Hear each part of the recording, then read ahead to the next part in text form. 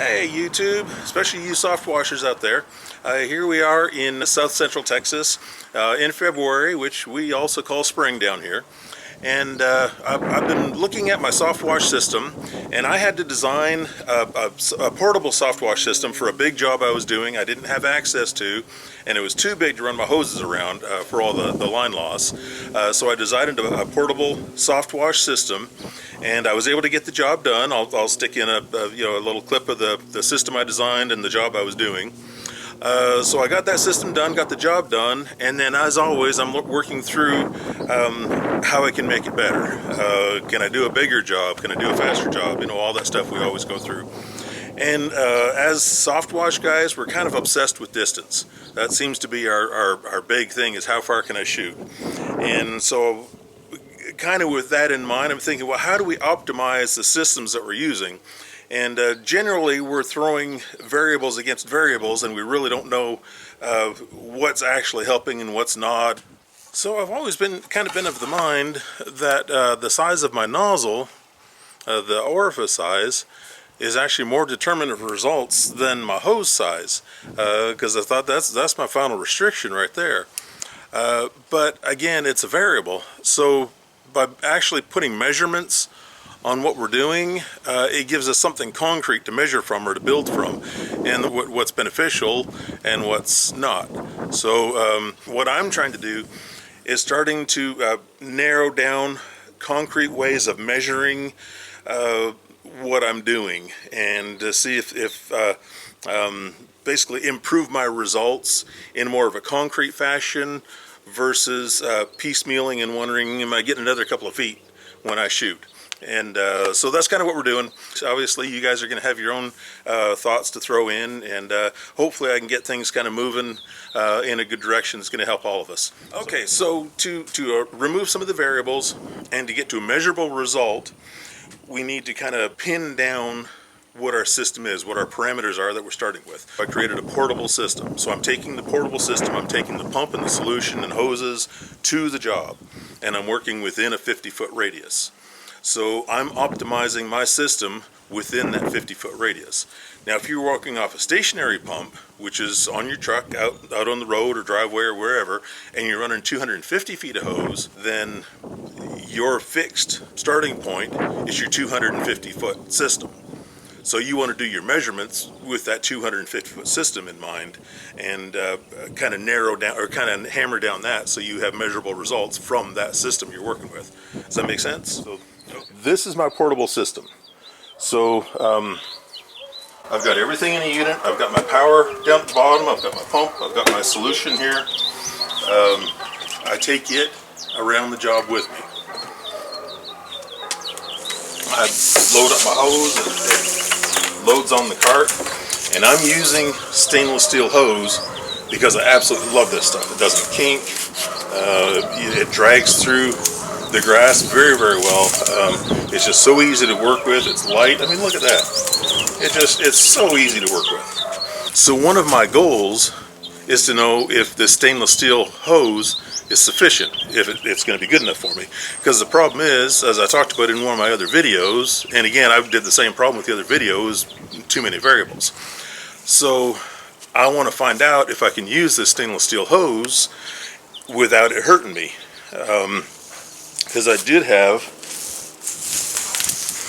okay, so I bought, when I started out with the stainless steel hose, I was curious, and I bought just a standard run-of-the-mill stainless steel hose, and the problem being the fittings, the size of the fittings are just so stinking small, they're very restrictive. And I kind of got obsessed with size at that point, wondering, well, how restrictive is restrictive? How small is too small? How do I know? Because again, I want to go with stainless steel, but you know, do I really need a 5/8 rubber hose just to get the volume?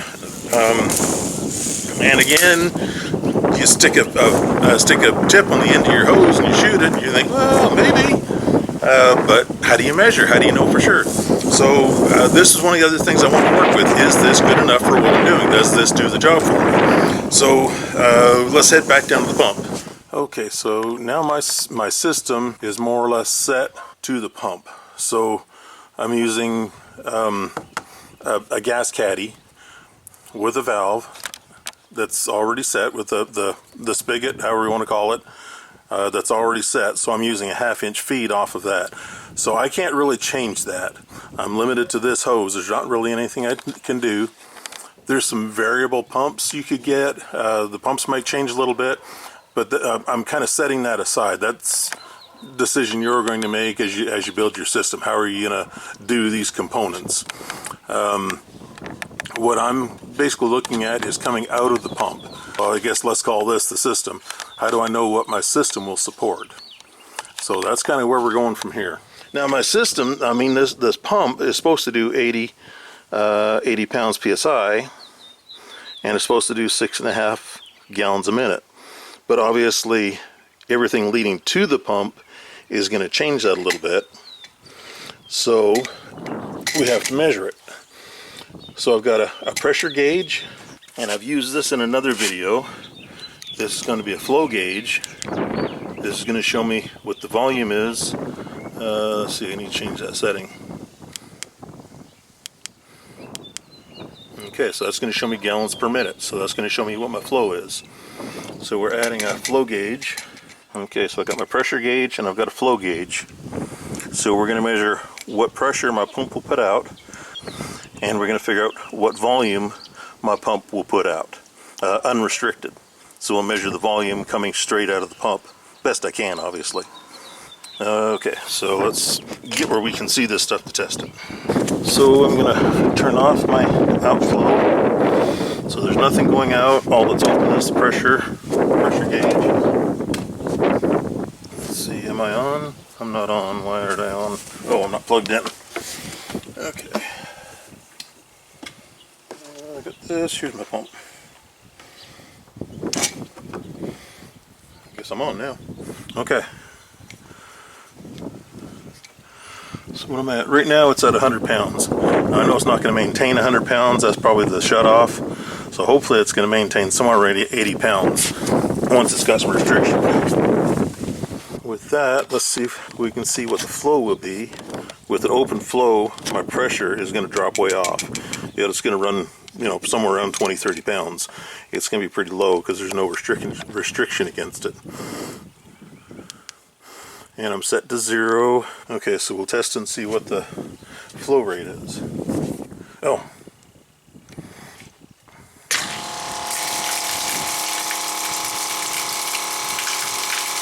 So can you see that? We're 4.9 gallons a minute. And pressure's running, probably average about 30 pounds. And I'm out of water. So I'll add water into my system, and I'll add a nozzle and we'll see what the flow rate is through the nozzle. Okay, so I've got water back in my tank. I'm going to add my gun and nozzle, and we're going to see what our pressure and flow rate runs with as little restriction as we can get right up here at the pump. Okay, so we're running what, right around 100 pounds. It says 0 gallons per minute, so I hope you can see that. Okay, so open the valve.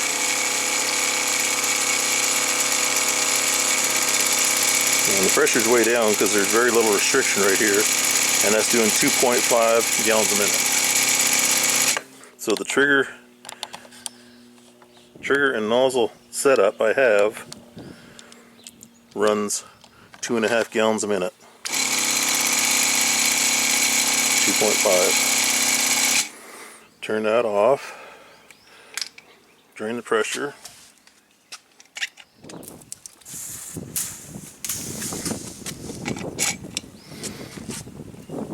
Oops. I'll keep my flow meter down here.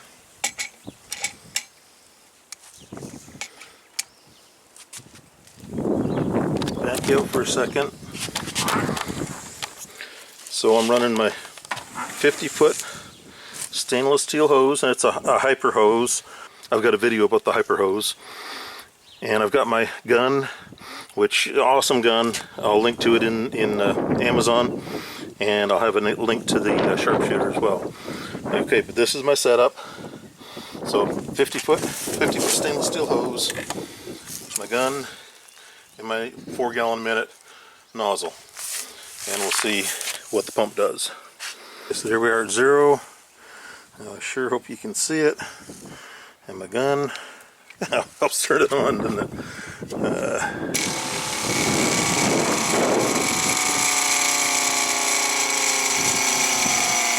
Okay, so the stainless steel hose stretches quite a bit, so that's why it takes a little while to charge it. But here we are up to 80 pounds, which is basically our running pressure. And start shooting,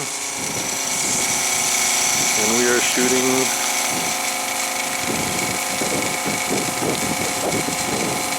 2.9 gallons a minute, and our pressure is maintained right at about 80 pounds. So I don't think we can get much more optimized than that. We're maintaining our pressure,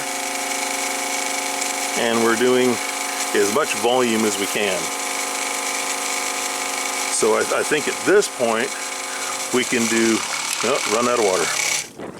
This hose, this gun, and this tip are running about the maximum that this pump can do, or this whole pump setup can do. I might be able to improve things down here and get more volume through the pump, but the way things are set up, what I'm using now is optimizing my pump.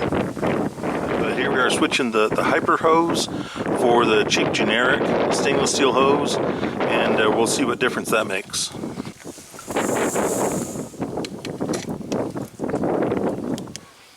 It's set for 0 again. We'll turn it on.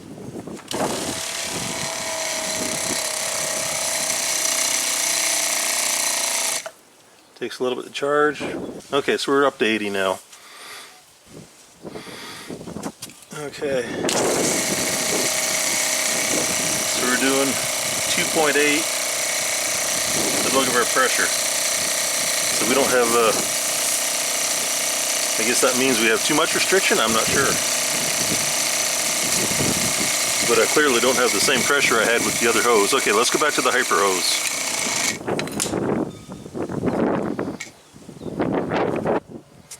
Okay, so I'll zoom you back out, and we're switching. Oh, I need to relieve the pressure. We still got the pressure in here. I've just turned off the hose here. Okay, so pop my gun off, pop the cheap generic hose off. Hyper hose is back on, and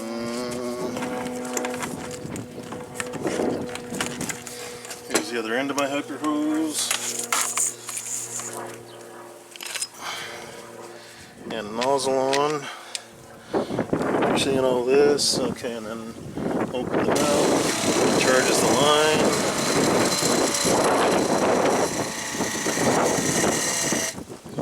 Okay, and run about 80. Okay. So look at that, that's holding about 80 pounds, and I'm running 3 gallons a minute. Obviously, the cheap generic hose is not working well, but it looks very much like the hyper hose is doing exactly what it's supposed to do. I'm pushing through 3 gallons a minute, and I'm maintaining about 80 pounds. So this is clearly working much better. Okay, so the obvious next question is, what if I go to a bigger hose? So let's see, I've got the hyper hose, and now I'm going to a regular garden hose, and we'll see if that difference in diameter size makes a difference.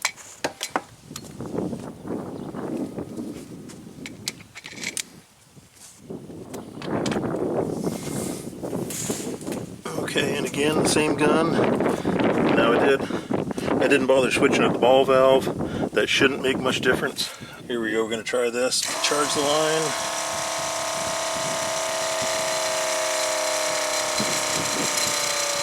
And we'll zoom you in so you can see. Hope you can see. And we're dropping off at 80 pounds, so we clearly have a leak, but I'm not that concerned about it for this test. And we're running around 0. Okay, so here we go. Where's my, there it is. Here we go. Okay, so we're maintaining a little under 80 pounds, and we're running 3 to, okay, 3, maybe 3.1. So there's no difference between the bigger internal diameter garden hose run out of water. No difference between the larger internal diameter garden hose and the hyper hose. Those are both equal. So for me, so the results of this testing show me that I can use the hyper hose and it's not hurting me at all. Once we get gauges and measurements, then we can start working through things and eliminating variables and reaching the best outcomes we can. So I hope this is good stuff. I hope it gives you something to think about and work on, and I hope you'll like and subscribe, and we'll talk to you down the road. Thanks guys, appreciate it. See ya.